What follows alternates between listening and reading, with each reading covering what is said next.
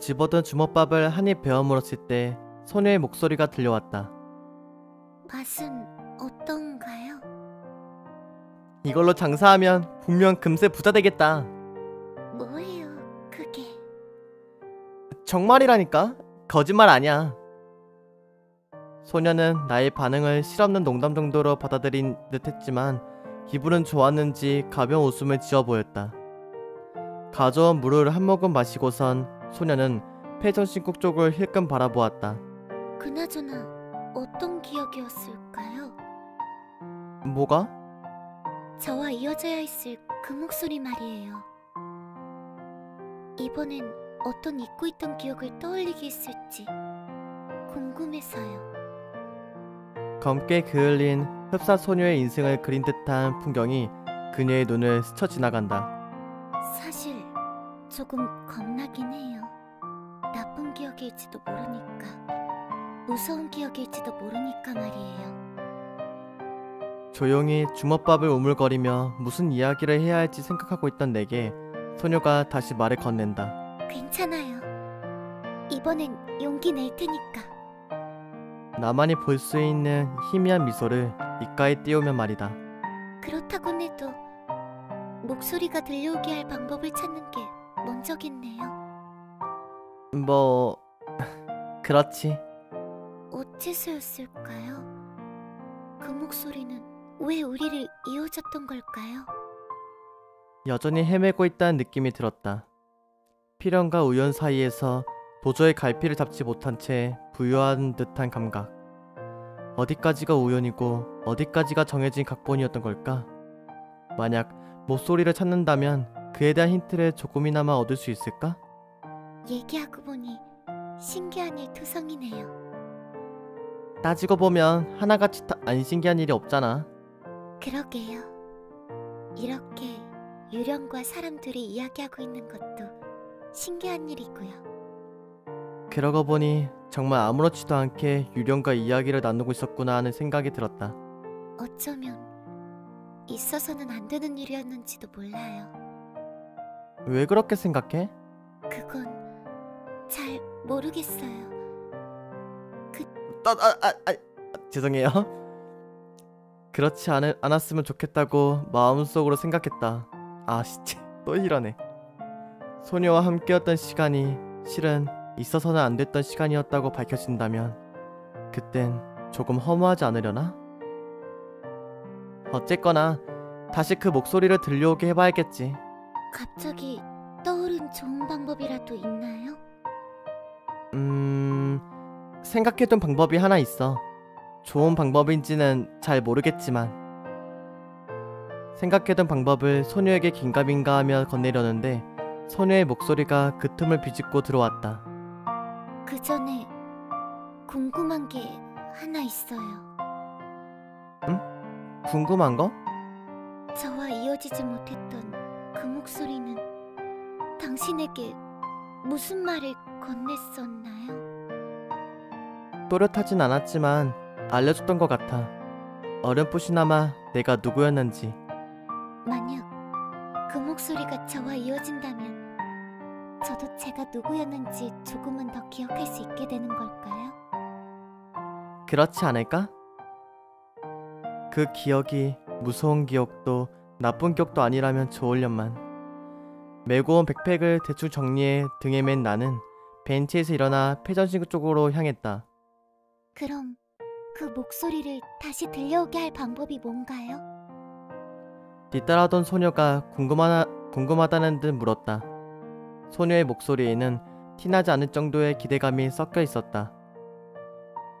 나는 침을 꿀꺽 삼키고는 최대한 소녀의 기대감을 고통 없이 죽일 수 있을 법한 목소리로 내 계획을 요약했다. 그날의 일을 재현하는 거야. 소녀가 그 문장을 이해하는 데까지는 그리 오랜 시간이 걸리지 않았다. 네? 나를 뒤따라오던 소녀는 나의 앞을 가로막아섰다. 정확하게는 내 몸에 좀 충격을 줘보면 목소리가 들려오지 않을까 해서. 물론 옥상에서 떨어지는 건 좀 무리가 있을 테니까 3층이나 2층 정도에서 뛰어내려 보면. 말도 안 되는 소리 하지 마세요. 소녀는 가로막은 길을 비켜줄 생각이 전혀 없어 보였다. 서로의 마주한 시선이 그대로 굳어버린 채 시간이 흐른다. 한숨을 크게 내쉰 소녀가 내 쪽으로 걸어오며 먼저 입을 열었다. 그때의 일을 재현하려는 거죠? 최대한 비슷하게 만들어 보려는 거지. 그렇게 위험한 일은 아니라니까? 굳이 그러려고 한다면 제가 떨어지는 걸 받아주면 되잖아요. 네가 떨어지겠다고? 소녀와의 대화는 생각했던 것과 다른 방향으로 흘러가고 있었다. 일단 저는 유령이니까 잘못된 일은 없는걸요. 그리고 그때의 일을 재현하려는 거라면서요. 그럼 최대한 비슷한 상황을 만들어야죠. 그러다 잘못 떨어지면 어떡하려고? 조금 아프고 말 뿐이에요. 오히려 그쪽이 떨어지는 게 더 위험할 거라고요. 확실해? 확실해요. 해봤으니까요. 여러 번. 그렇지만 사실 위험한 일이었다고 하면 화낼 거예요. 알겠어. 소녀의 모든 부분이 이번만큼은 내가 그녀를 설득시킬 수 없으리라는 것을 분명히 알려주고 있었다. 이번엔 내가 한숨을 내쉴 차례인 모양이었다. 폐의 전신곡 안쪽으로 발걸음을 옮기는 소녀. 나는 그런 소녀를 멍하니 바라볼 뿐이었다. 사실은 위험한 일이었습니다. 엄청. 얼마 지나지 않아 모습을 드러낸 소녀가 내게 손을 흔들어 보이며 위치를 알렸다. 소녀가 모습을 드러낸 곳은 폐 전신곡 3층에 깨진 유리창 너머였다. 지금 뛰어내리면 될까요? 마른 침을 삼키고 오케이 사인을 건넸다. 조금씩 심장박동이 빨라지는 것이 느껴졌다. 잘 받아줘야 해요. 알겠어! 숨을 고르며 머릿속의 현지를 받아냈을 때의 상황을 그린다. 그때처럼 별일 없을 것이다. 다만 나를 부르는 목소리가 들려오고 그 목소리가 소녀와 이어지기만을 기다리면 되는 것이다. 머릿속을 장밋빛 예감으로 가득 채우고는 떨어지는 소녀를 받아낼 준비를 한다. 소녀가 떨어지고 나는 소녀를 향해 손을 뻗었다. 눈을 뜨자 나의 품속에 안긴 소녀가 보인다. 걱정은 마치 기우였다는 듯 공주님처럼 내게 안긴 소녀가 조금은 부끄러운 듯 얼굴을 붉힌다. 하지만 소녀는 그 자세가 마음에 들었는지 그대로 눈을 감고선 자신에게 이어질 목소리를 가만히 기다린다. 그러자 익숙한 목소리가 나를 부르고 담쟁이 덩굴처럼 뻗어나온 운명의 실이 소녀와 이어진다.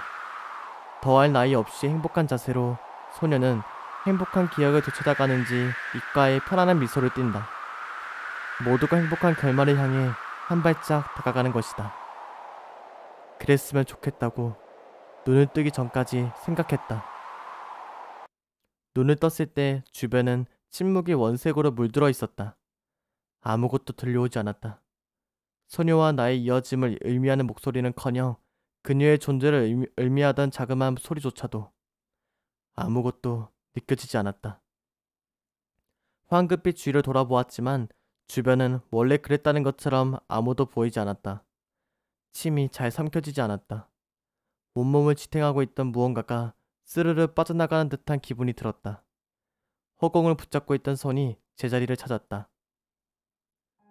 소녀가 사라졌다. 허무하리만치 쉽게 소녀는 내 눈앞에서 사라졌다. 그토록 바랐던 결말이 이런 형태로 다가올 거라곤 생각조차 못했는데 소녀는 애초에 존재하지 않았던 것처럼 일만의 잔향조차 남기지 않은 채 사라져버린 뒤였다. 나와 부딪힐 때의 충격이 소녀를 사라지게 만든 것이라 짐작하는 수밖엔 달리 방법이 없었다. 그렇구나. 어쨌거나 소녀가 사라지게 되었다면 이걸로 된 걸까? 들려오길 바랐던 형태 없는 목소리 대신 어지럼증을 동반한 이명이 뇌리를 스친다. 미간이 찌푸려질 정도로 눈을 감았다. 괜찮아요? 이번엔 소녀의 목소리가 환청처럼 귓가를 맴돈다. 왠지 눈을 뜨면 더는 그 목소리가 들려오지 않을 것 같아 그 자리에서 생각을 멈추고 귀를 기울였다. 대답 좀 해달라니까요! 그 목소리와 함께 양팔에 느껴진 익숙한 감촉이 나의 정신을 깨웠다.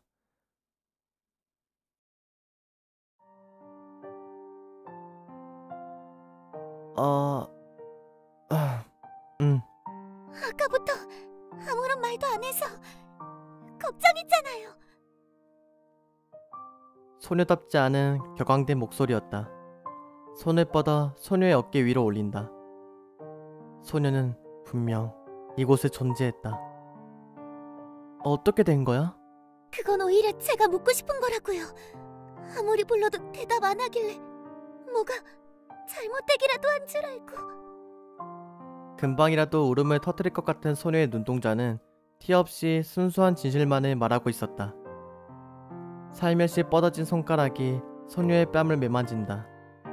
보드라운 감촉이 그녀의 존재를 내 손가락에 다시금 각인시켰다. 우습게도 기뻤다.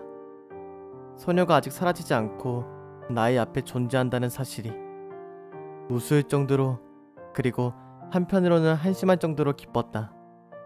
소녀에게서 손을 떼어낸 나는 멋쩍은 웃음을 지어 보였다. 잠깐 다른 생각하고 있었어.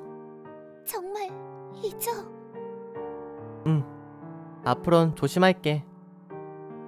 나의 얼굴을 유심히 살피던 소녀도 한층 가벼워진 내 표정을 읽고선 걱정하던 기색을 거두었다. 그 목소리는 들려왔나요? 아니. 넌 뭔가 기억난 거라도 있어? 아니요. 아무것도요. 그런가. 아무래도 이번 방법은 실패한 것 같네. 혹시나 하는 생각에 주변을 둘러보았지만 나를 반기는 건 전혀 달라지지 않은 폐전신국과 주변의 풍경이었다. 이제 다음 계획은 뭔가요? 글쎄. 소녀와 함께 아까 앉았던 벤치로 향한 나는 그 목소리에 대한 생각을 이어갔다. 정확히는 이어가려 했다는 편이 맞을 것이다. 생각은 전혀 쌓이지 못한 채 시간만이 착실히 흘러가고 있었다. 조금이나마 생각이 쌓이려는 기미가 보이면 그 생각의 조각들은 금세 바람에 불려 날아갈 뿐이었다. 소녀가 잠깐이나마 사라졌다고 착각했던 그 순간의 일이 머릿속에서 날카로운 바람이 되어 생각의 조각을 산산히 흩날렸다. 이래서야 아무리 생각해도 떠오르는 건 없을 것 같았다. 소득 없이 제법 긴 시간이 흘렀다.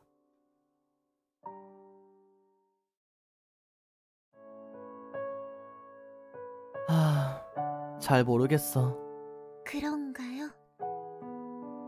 마냥 편안한 얼굴로 불어오는 바람에 머리카락을 나부끼고 있던 소녀가 무릎을 앞뒤로 까닥이며 대답했다. 결국 원하던 건 못 이루고 돌아가게 됐네요. 그러게.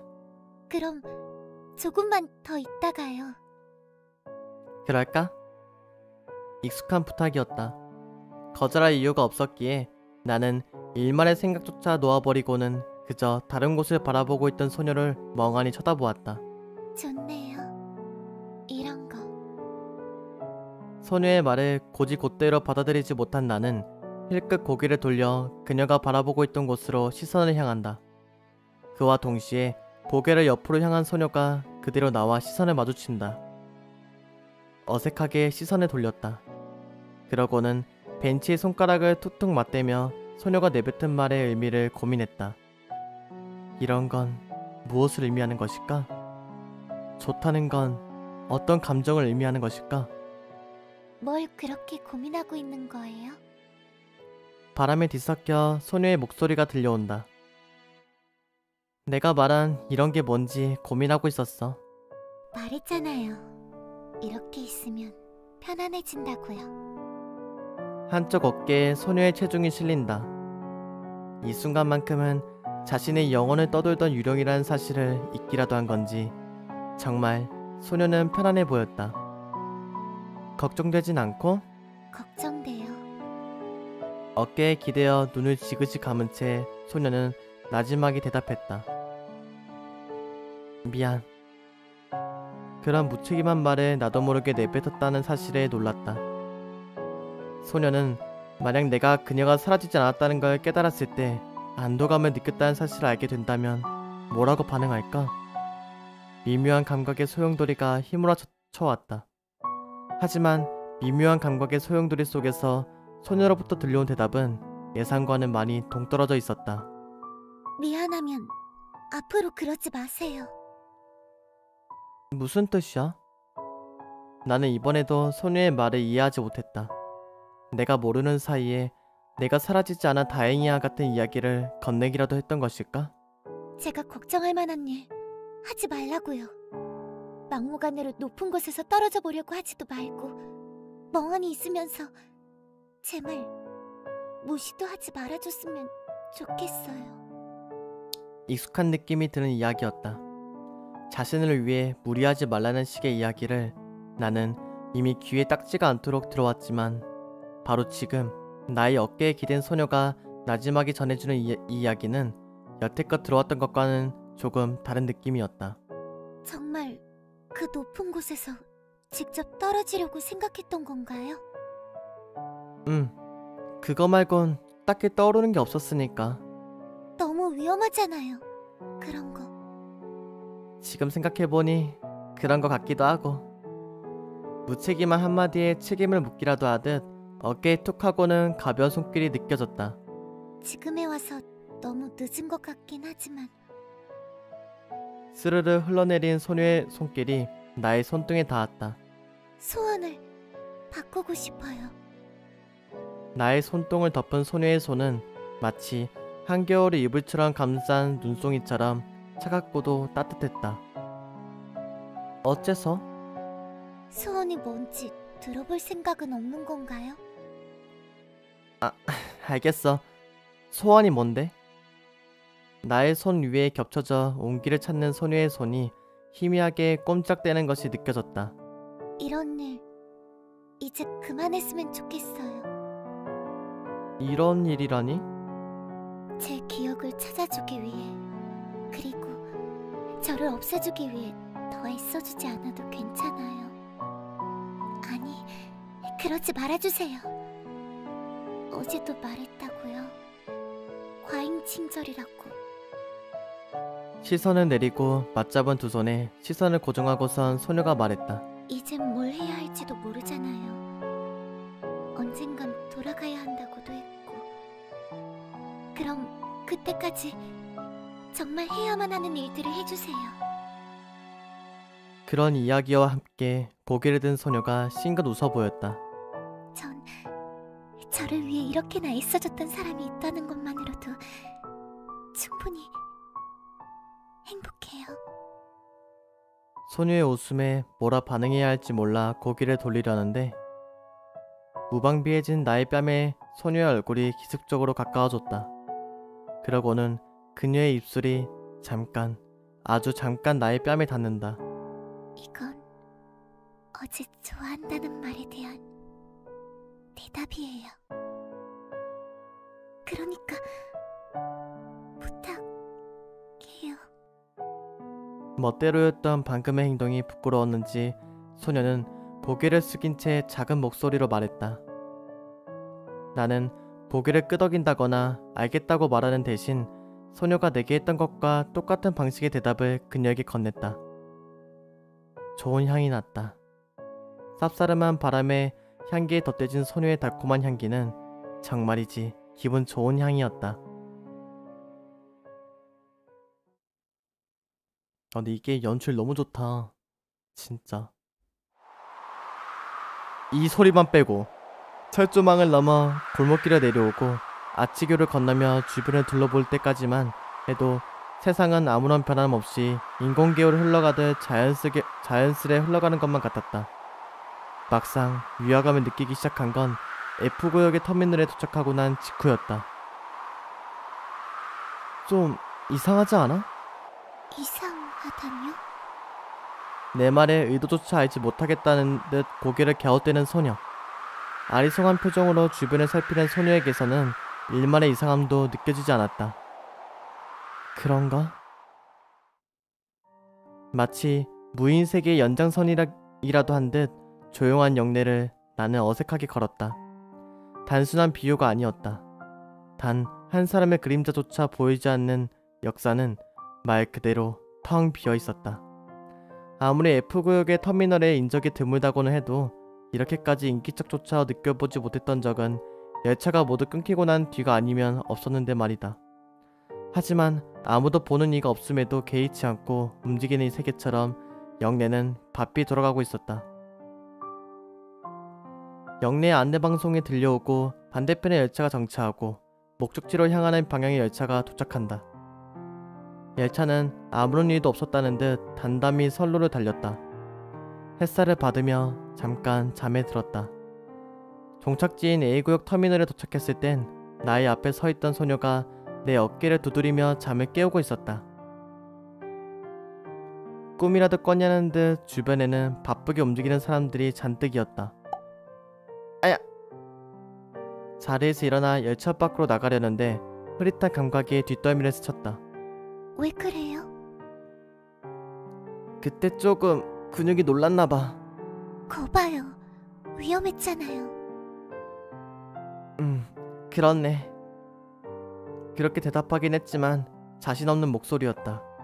분명 방금 잠에서 깨어났는데 꿈을 꾸듯 모호한 느낌이었다. 바람이라도 불면 사라질 것처럼 인기척으로부터 느껴지는 모든 감각이 흐릿했다. 머리를 거칠게 양옆으로 흔들고선 역 바깥을 향했다. 나의 손을 잡은 소녀가 사뿐사뿐 발걸음을 옮겼다.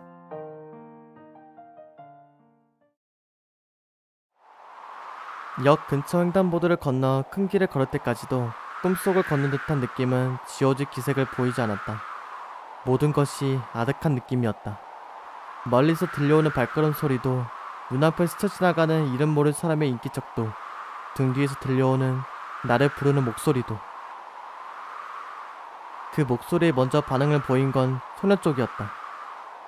소녀가 고개를 뒤로 돌아본 이후에서야 나는 한 발 늦게 고개를 돌려 그것을 바라보았다. 조금 떨어진 거리에서 유미가 손을 흔들며 걸어오는 것이 보였다. 오늘은 이런 곳에서 보내? 나의 앞에 선 유미는 저편에서부터 빠른 걸음으로 나를 쫓아왔던 건지 약간은 가쁜 호흡으로 인사를 꺼냈다. 어디서부터 유미는 나를 발견했던 걸까? 쓸거머니 주홍빛을 머금어가던 주변을 휙 돌아본 나는 숨을 고르고 있던 유미에게 말을 건넸다. 그러게, 늘 보던 곳에서만 봤었지. 그나저나 바쁠 텐데 여기까지 웬일로 나온 거야? 아, 그게 저기 공원에서 잠깐 산책이나 한다고. 다이어트라도 하려고? 그런 건 아니고 말 그대로 잠깐 산책만 하러 나온 거야. 심호흡으로 숨 고르기를 마무리한 유미가 발걸음을 옮기기 시작했고 나도 소녀도 멈췄다 움직임을 계속했다. 아무런 이유도 없이 산책이라니 조금 안 어울리네. 안 어울린다니? 어떤 면에서? 글쎄. 유미는 가벼운 웃음을 지어 보이더니 곧바로 대화의 방향을 틀었다. 너는 어디 가는 길이었어? 그냥 집 가는 중이었지. 그럼 질문을 바꿔서 어디 갔다 오는 길이었어? 전에 들렀던 폐 전신국이 갔다 오는 중이었어. 폐전신구? 근처에 그런 곳이 있었어? 그때 그 장소 말이야. 잠깐 생각에 잠겼던 유미가 정답을 찾기까지는 그리 오랜 시간이 걸리지 않았다. 아, 그때 그 장소가 폐전신국 앞이었구나. 그때는 정신이 없어서 거기가 전신국이었던 줄도 몰랐어. 머쓱한 표정을 지은 유미가 내 맞은편을 힐끗 바라보았다. 그럼 지금 네 옆에 그 유령도 같이 있겠네? 빙고. 그렇지. 어떻게 됐어? 잘 안 됐어. 그냥 빈손으로 돌아오는 길이었거든. 그렇구나. 그럭저럭 흘러가던 대화가 미묘한 분위기에 부딪혀 그 자리에 멈춰선다. 평소에 유미 같았다면 무작정 내게 힘내라는 말이라도 해줄 줄 알았는데 내 쪽을 머뭇 살피던 유미가 자그마한 목소리로 말을 꺼냈다. 나도 그런데 비슷한 처지네. 응? 아니야. 그냥 투정 부려본 거야. 신경 안 써도 돼. 내가 뭐라 말을 덧붙이기도 전에 유미는 대화를 끊어버리고는 손사래와 인사 사이에 어중간한 손짓을 흔들어 보였다. 그럼 난 먼저 가볼게. 나중에 봐. 깜빡이는 신호등 사이 인파 속으로 뛰어가 사라져가는 유미.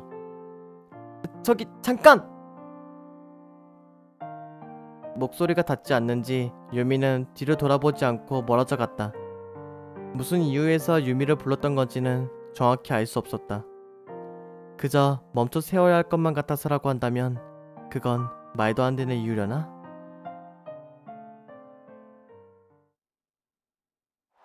일순간 지금이 꿈만 같다는 느낌이 들었다. 모든 것이 아득하게 느껴졌다. 폐 전신곡 앞에서 소녀가 사라졌을 때 받았던 그 감정을 텅 빈 열차 안으로 발을 내디딜 때 느꼈던 그 감각을 나는 다시금 마주하고 있었다. 마치 꿈이 희미해지듯 주변이 무너져갔다. 멀어져가는 유미의 기척이 유리로 된 방음벽 너머에서 들려오는 외침처럼 느껴졌다. 그 외침은 힘없이 타고 있던 청량불처럼 덧없이 사그라들 뿐이었다. 정신을 차렸을 땐 모든 것이 눈앞에서 눈처럼 녹아내린 것 같았다. 인기척에 느껴지지 않는 대도시. 왜 이렇게 발음이 꼬이지? 죄송해요. 인기척에 느껴지지 않는 대도시. 눈이 없는 망망한 설원이었다. 무인의 세계가 또다시 연장선을 그린다. 어째서인지는 모르겠지만 오른손을 움직이려다 말고 나의 손을 잡고 있던 소녀와 눈이 마주쳤다. 소녀는 나를 이상하다는 눈빛으로 그리고 걱정스러운 눈빛으로 쳐다보고 있었다. 폐 전신곡 아래에서 보았던 것과 똑같은 표정이었다. 굳이 말을 꺼내지 않아도 왜 그래요? 라고 걱정스레 묻는 듯한 그 표정을 말이다. 있잖아. 나 지금 꿈을 꾸는 걸까? 네? 그리고 이게 만약 꿈이라면 나는 언제부터 꿈을 꾸고 있었던 걸까? 꿈일 거라는 징조는 언제나 있었다. 어제도 그제도 눈을 떴을 때의 모든 순간이 꿈이라 해도 전혀 이상할 건 없었으니까. 모든 것이 사라진 뒤였다. 지금이 꿈일 거라는 증거 하나만을 덩그러니 남겨둔 채. 하지만 어째서인지 소녀는 자신이라는 불시하는 말을 남겨두고선 모조리 사그라들어버린 꿈만 같은 현실을 아무렇지도 않게 바라보고 있었다. 엄청 태연하네. 태연하다뇨? 소녀는 정말 자신의 꿈을 이루는 조각이 되기라도 한 듯 이방인을 보는 것 같은 시선으로 나를 쳐다보았다. 그러한 소녀의 시선이 정말 지금이 꿈일지도 모르겠다는 생각을 문득 들게 했다. 잠시 후면 깨어나야 할 길었던 꿈 말이다. 모두 사라졌잖아? 하지만 소녀는 내 말의 요지를 전혀 이해할 수 없다는 듯 고개를 갸웃거렸다. 요미도 지나가던 사람들도 주변의 모든 것이 감쪽같이 녹아내린 지금의 상황이 소녀에겐 전혀 이상하게 느껴지지 않는 것일까? 나의 진지한 표정을 그리고 주변의 텅 빈 풍경을 난해한 틀린 그림 찾기 문제를 풀 때처럼 골똘히 살피던 소녀가 도무지 모르겠다는 얼굴로 내게 다시 물었다. 뭐가 사라졌다는 건가요? 이 바람소리 너무 시끄러워 진짜. 소녀의 얼굴에도 장난기는 전혀 묻어있지 않았다. 소녀는 진지하게 그지없는 표정으로 내게 난해한 틀린 그림 찾기 문제의 정답을 요구하고 있었다. 요미도 그건 방금 건널목을 지나서 그런 거잖아요. 지나가던 사람들도 모두 사라졌잖아? 무슨 소리예요? 지금 바로 앞에도 지나가고 있는걸요? 붉고죽죽한 죽음의 색으로 그려진 두 사람이. 소녀의 시선이 허공을 훑는다. 그리고 나의 얼빠진 얼굴을 흐른다. 그렇지만 내 눈엔 말끝이 흐릴 수밖에 없었다. 아무도 안 보이는데. 소녀는 홀로 덩그러니 무인의 세계에 놓여버린 나를 멍하니 바라보았다. 일단 집으로 돌아가자. 일단은. 도로에서는 호버클라프트들이 정적인 기계음을 내뿜으며 움직이기 시작했다. 분명 몇 초 전까지만 해도 바쁜 유기체처럼 동작하던 주위의 모든 것들이 지금은 생동감을 잃은 채 단순한 태엽장치처럼 굴러가고 있었다. 적어도 나의 눈에는 그렇게 보였다. 갑자기 아무것도 안 보인다니 그게 무슨 말이에요? 불빛이 바뀐 횡단보도를 건너려는데 다시 한번 소녀의 걱정 가득한 목소리가 들렸다. 말 그대로야. 눈앞에서 다른 사람들이 모두 사라졌... 오른팔에서 느껴지는 인력이 당겨져 소녀의 어깨와 맞닿는다. 부딪힐 뻔했어요. 그런 이야기와 함께 소녀는 한 발짝 앞서 나를 이끈 채 집으로 발걸음을 옮겼다. 더는 말하지 않아도, 직접 확인하지 않아도 소녀는 대충 내 눈앞에 펼쳐진 세계를 이해한 모양이었다. 아니, 어쩌면 소녀는 이미 그런 세계를 알고 있었던 건지도 모르겠다.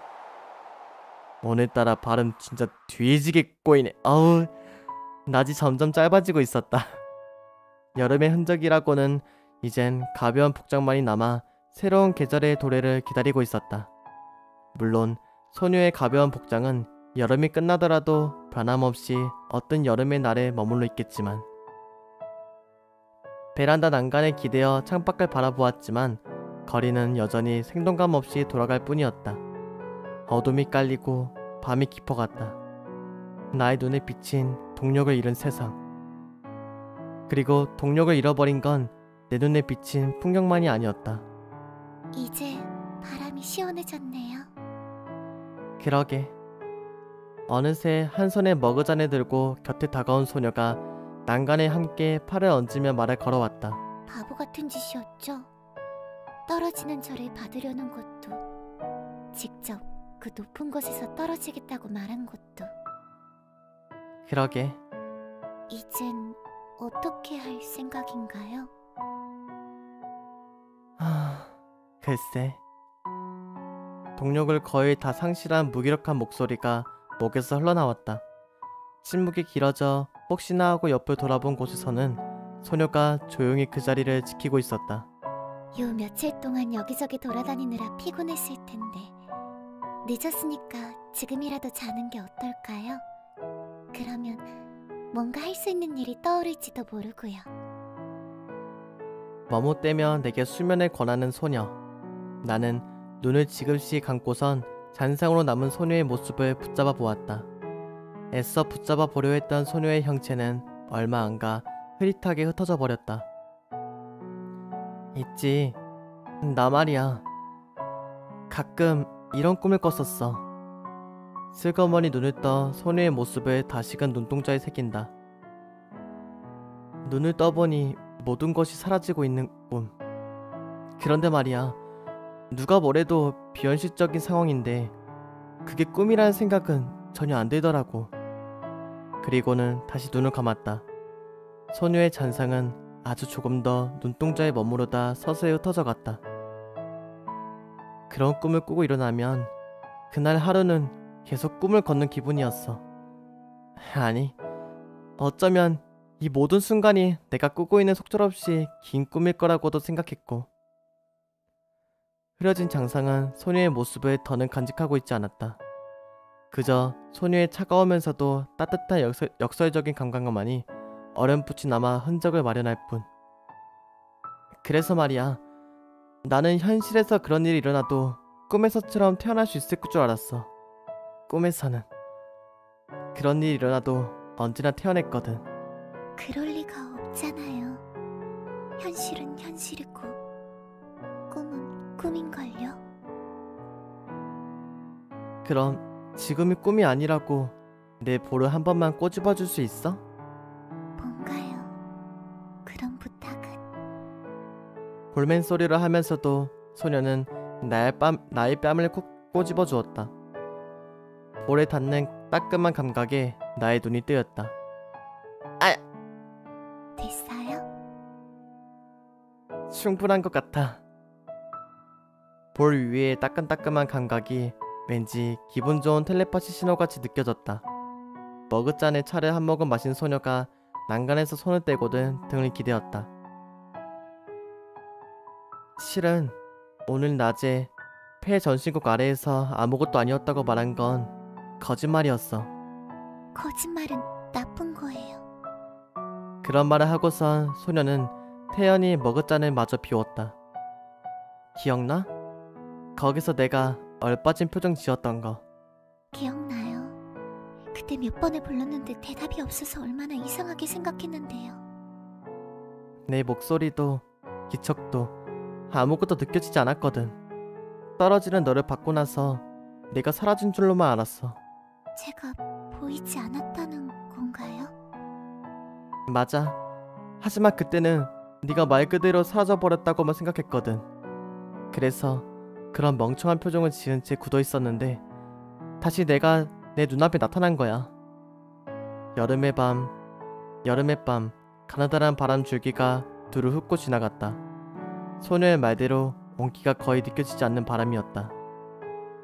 사라지지 않는 너를 마주하고 나서 내가 뭐라고 생각했는지 알아? 난간에 앉은 양팔 속으로 얼굴을 파묻어 달빛을 등졌다. 다행이라고 생각했어. 네가 사라지지 않아서 다행이다 라고 말이야. 어이없지? 속으로 자주 섞인 웃음을 삼켰다. 침묵이 다가올 거라고만 생각했다. 그랬기에 귓가로 속삭이듯 들려온 소녀의 목소리는 정말 의외였다. 다행이네요. 고개를 아주 살짝 들어 한쪽 눈으로 소녀를 바라보았다. 소녀는 내 쪽으로 어느새 가까이 다가와 고개를 파묻고 있던 나를 쓰다듬어 주듯 내려보고 있었다. 다행이에요. 다행이라고 생각할 수 있게 돼서요. 웃으며 그렇게 이야기한 소녀가 고개를 들어 시선을 위로 향했다. 소녀를 따라 나 역시 고개를 들어 밤하늘의 한편을 바라보았다. 희미한 별빛 몇 조각과 달빛만이 외롭게 하늘에서 반짝였다. 저희 같은 곳을 보고 있어요. 그 말 한마디에 기대어 나는 잠시 소녀와 단둘뿐인 순간을 만끽했다. 지금 이 순간을, 그리고 여태껏 서로에게 기대왔던 그 순간들을 모조리 끌어모아 지금의 감각에 흩뿌린다. 오랫동안 기억 속에 간직할 수 있도록.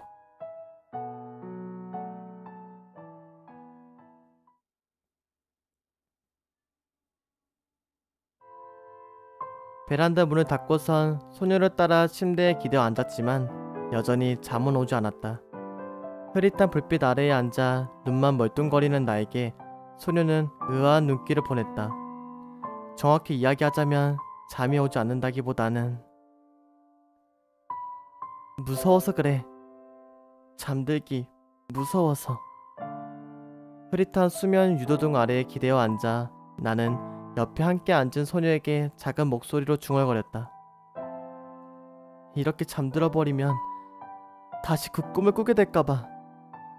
그리고 눈을 떴을 땐 정말 그 꿈처럼 눈앞에 아무것도 없을까봐. 아! 이번엔 반대편 볼에 따끔한 느낌이 들었다.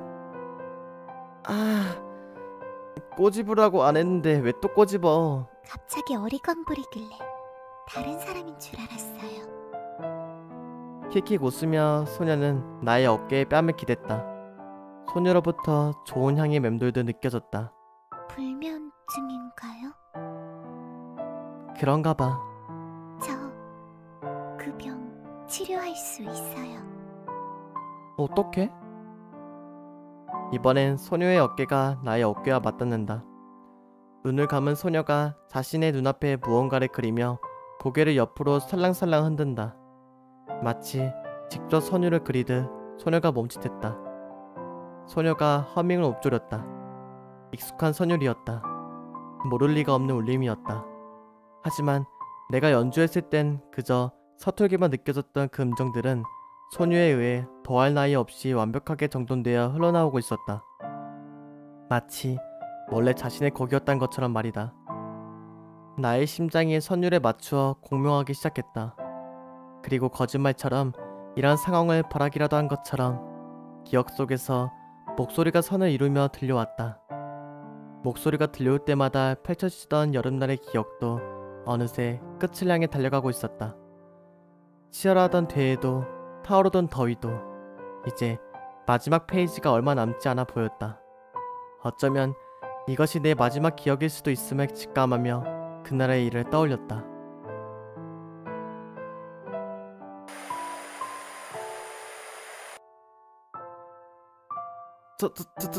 전혀? 이게 뭐라고?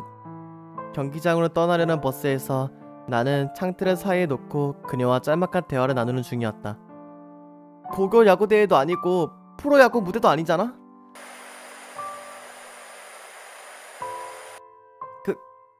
그렇긴 하지만 누가 봐도 긴장한 기색을 띤 나의 어깨 위로 그녀의 손길이 툭툭 닿는다.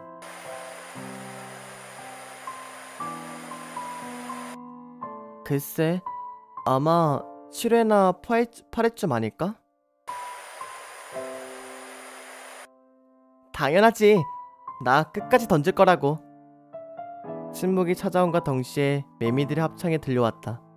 끝나가는 여름에 어울리는 소박하면서도 웅장한 마무리 무대일 것이리라. 고마워. 여름의 울림을 감상하다 말고 문득 나는 그런 말을 꺼냈다. 매번 이렇게 기다려주고 응원해줘서. 그리고 글쎄, 그리고 무슨 말을 해야 할지 모르겠다는 어쩔 줄 몰라 하는 표정이 나의 얼굴에 들이온다.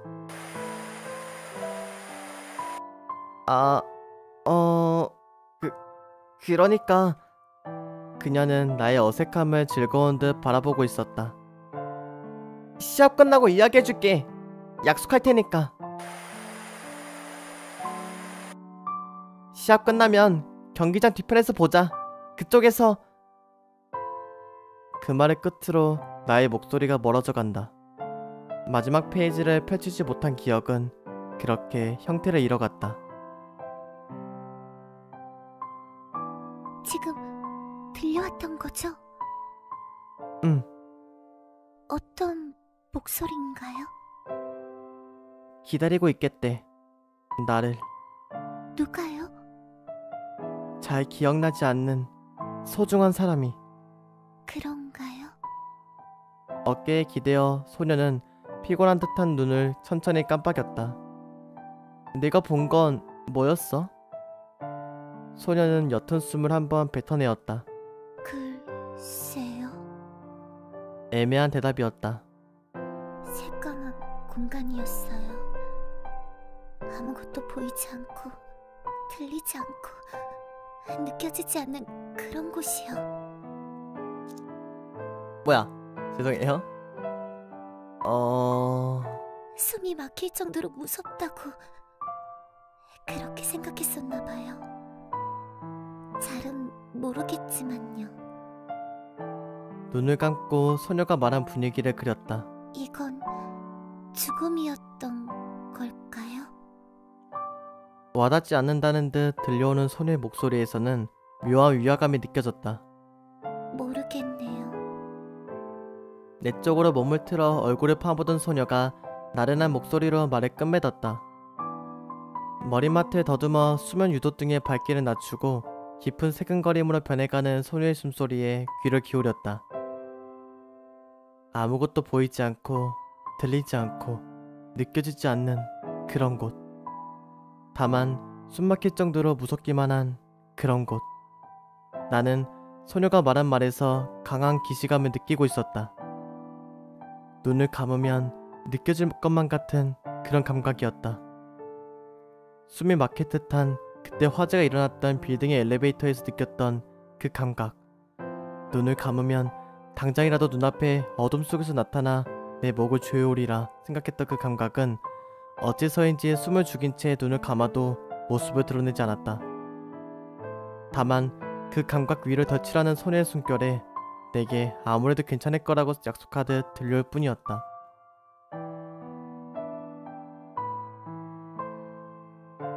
꿈결 속에서 바라본 건 텅 빈 거리, 저물어가는 태양, 그리고 목적지 없이 떠돌아다니는 안내 로봇들이었다. 처음으로 내가 서 있는 곳이 꿈이라는 것을 느낄 수 있었다. 그러게요. 너무 달달하네요. 그리고 꿈이어야만 한다고 생각했다. 눈을 떴을 땐 지금 불어오는 산들바람처럼 포근한 소녀의 숨결이 나를 매만지고 있기를. 그런 바람이었다. 내용이 너무 좋아. 눈을 뜨자마자 내가 무엇을 했는지는 따로 말할 필요조차 없을 것이다. 숨결에 느껴지는 쪽으로 고개를 돌려 소녀의 존재를 확인한 나는 안도의 한숨을 내쉬고선 버릇처럼 충전된 휴대용 태블릿을 집어들었다. 길었던 8월은 어느새 사흘만에 남겨두고 있었고 영원할 것 같던 무더위는 열정을 잃고 무대에서 내려와 가을을 기다리는 채였다. 태블릿을 들고는 침대에서 내려와 베란다 쪽을 향했다. 이제는 제법 쌀쌀하게 느껴지는 아침의 바람이 목덜미를 스쳤다.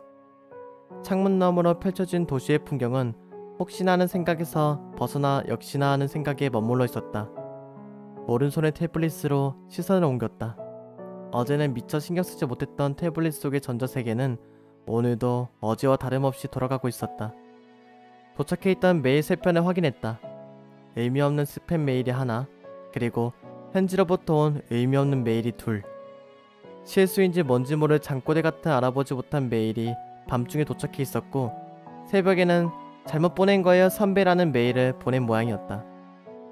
현지가 보낸 외계어 같은 메시지를 따라 읽어보려다 말고 나는 현지에게 곧장 전화를 걸었다. 문득 드는 한 가지 생각에서였다. 여보세요? 이 시간은 무슨 일이에요, 선배? 긴 연결음 끝에 수신음이 들리고 수화기 너머에서는 몽롱한 현지의 목소리가 이제 막 잠에서 깼음을 열심히 어필하고 있었다. 그런 건 지금 아무런 상관이 없었다. 중요한 건 내가 현지의 목소리를 들을 수 있다는 점이었다. 방금 일어난 거야? 태블릿이 침대 위로 떨어진 듯한 소리가 들려오고 그 이후로는 현지가 잠결에 내는 소리만이 수화기 너머에서 들릴 뿐이었다. 하는 수 없나. 일단은 전화를 끊는 수밖에. 일어나면 연락달라는 문자를 보내고선 방 안으로 들어오자 눈을 비비며 이제 막 잠에서 깨어나는 소녀와 눈을 마주쳤다. 먼저 일어나 있었네요. 소녀를 바라보던 나의 눈동자에 그녀의 편안한 미소가 새겨진다. 그렇게 얼마 남지 않은 여름의 또 다른 아침이 시작되고 있었다.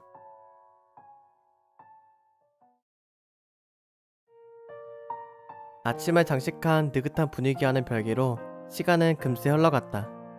현지의 문자가 도착한 때는 하루의 절반이 이미 훌쩍 지나간 뒤였다. 소녀가 만들어준 샌드위치로 간단히 점심을 해결하고 있던 나는 도착한 문자를 확인하고선 곧장 현지에게 전화를 걸었다. 현지에게 전화를 거는 이유는 간단했다. 현지라면 뭔가 해결책을 제시해줄 수 있지도 않을까 하는 그런 막연한 이유에서였으니까. 좋은 아침이에요, 선배. 혹시 내가 시각을 착각했나 싶어 다시 한번 확인해봐도 분명 시계는 1시를 넘어가고 있었다. 정말 다른 차원에 살고 있기라도 한 건가? 그나저나 꼭두 새벽부터 무슨 일로 전화했던 거예요?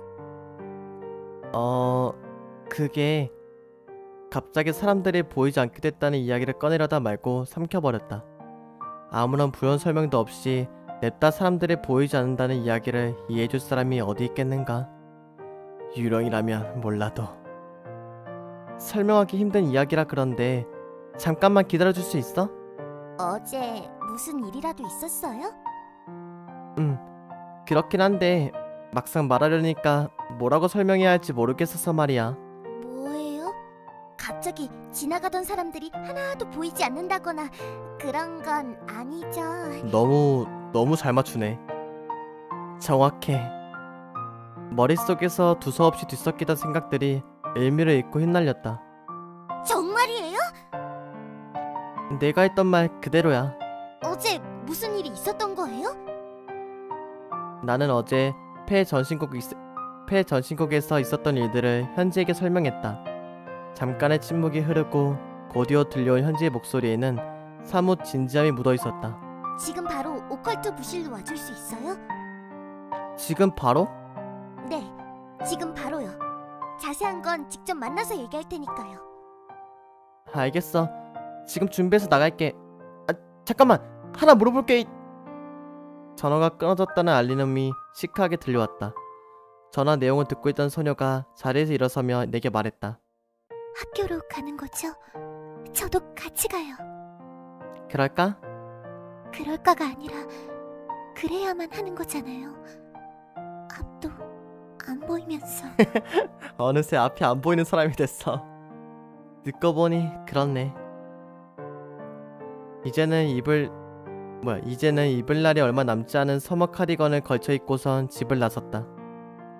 소녀가 손을 내밀고 나는 그 손을 붙잡는다.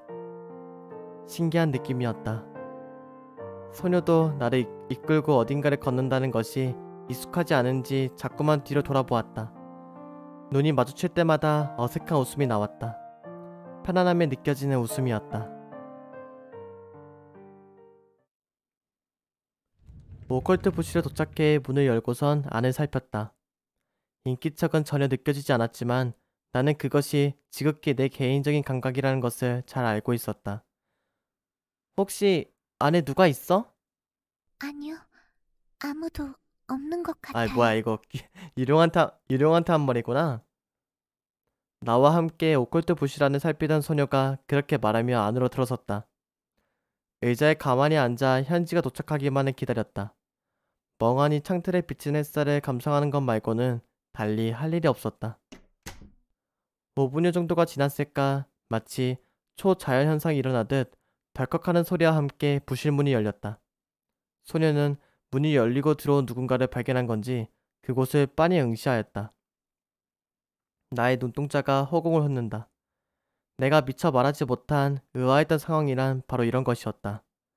나는 현지를 볼 수도 없고 목소리를 들을 수도 없고 인기척을 느낄 수도 없는데 만나서 이야기해오라니 무언가 잘못된 것 같다는 생각이 지워지지 않았다. 저기 지금 내 앞에 있는 거 맞지? 현지의 눈높이를 찾아 시선을 맞추려는 찰나 갑자기 눈앞에 웬 불빛이 반짝였다. 초록색.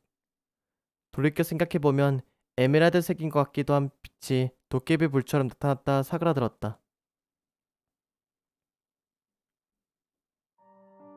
그 불빛이 사그라든 곳에 생각했던 것보단 조금 높은 위치에서 현지가 나를 바라보고 있었다. 우와, 깜짝이야. 어떻게 된 거야? 빛은 입자이면서 파동인 유일한 존재니까요. 그렇게 설명하면 난 못 알아듣는데. 현지의 목덜미로부터 시선을 올리며 시선을 맞춘다. 복잡 미묘한 몇 마디로 설명할 수 없는 표정이 나를 기다리고 있었다. 그게 텔레이도스코프를 조금 튜닝한 거예요. 간단하게 말하자면 유령과 몸체가 분리되려는 걸 억지로 다시 봉합시켜 놓은 거랄까요? 조금 특수한 빛을 이용해 차원 사이를 간섭해서요. 유령과 몸체가 분리되려 한다고? 네, 그때 병원에서 얘기 들었잖아요. 자칫하면 유령이 돼버릴 수도 있다고. 하지만 그건 아직 시간이 많이 남은 이야기인 줄 알았지. 저도 그럴 거라고 생각했는데 아마 몸에 큰 충격을 받는 바람에 이렇게 돼버린 걸 거예요. 그럼 그때 폐 전신국에서 있었던 일이 그 순간에 떠올리려다 말고 몸을 일으켜서는 창가로 다가갔다. 창밖에는 생기를 되찾은 거리의 모습이 선명히 그려지고 있었다. 지금은 괜찮아진 건가? 아니요, 이건 그냥 잠깐 응급처치를 한 것뿐이에요. 그러니까 요약하자면 나는 지금 고개를 돌려 소녀와 눈을 마주쳤다. 유령이 되어가고 있다는 거지? 맞은편에서 현지가 고개를 끄덕였다. 정확히는 유령과 몸이 분리되려는 거죠. 하지만 지금은 다시 멀쩡해졌잖아. 아까도 말했지만 이건 응급처치일 뿐이라고요. 멀쩡한 건 깨어있는 동안만이에요. 그럼 잠들면 어떻게 되는데? 다시 원래 상태로 돌아가 버려요. 헐. 그렇다면 다시 그 빛을 사용하면 되지 않아? 그런 간단한 문제가 아니라고요. 조금만 더 쉽게 설명 부탁해. 그러니까 햇빛을 받으며 현지의 목소리를 들었다. 멍한 표정을 지으며 느릿느릿 손가락을 까닥이며 유령을 조종하는 건 선배의 무의식이에요. 그리고 감각기관을 조종하는 건 선배의 의식이고요. 깨어있는 동안은 의식이 무의식을 이기니까 의식을 통해 무의식을 어느 정도 통제할 수 있어요. 감각기관을 통해 무의식의 차원을 조절할 수 있다는 거죠. 방금 보여준 초록색 빛을 이용하는 식으로요. 나는 잠자코 현지가 설명을 이어가길 기다렸다. 하지만 잠자는 동안은 그렇지 않아요. 의식이 무의식을 붙잡을 수 없으니 봉합해두었던 상처가 다시 떨어지는 것처럼 무의식이 진동하게 되는 거죠. 갑자기 주변에 사람들이 보이지 않게 된 건 어째서 그런 거야? 그건 아마도 무의식과 의식이 원래 있었어야 할 두 차원 사이를 진동하고 있기 때문이었을 거예요. 사람의 감각기관은 진동하는 차원 속에서 간헐적으로 나타나는 존재를 포착할 수 없으니까요. 꼭 주파수를 잘못 잡은 라디오 같네 라고 말하려다 말고 말한침을 삼켰다. 아직은 영혼과 몸을 이어준 실이 끊어지진 않았지만 계속 영혼과 몸 사이를 진동하다 보면 결국 그 실은 진동을 이기지 못한 채 끊어져 버리고 말 거예요. 이 도구를 계속 쓸 수 없는 것도 결국은 그 진동이 벌어지는 걸 막지 못하니까. 아니, 사실은 더 악화시킬지도 몰라요.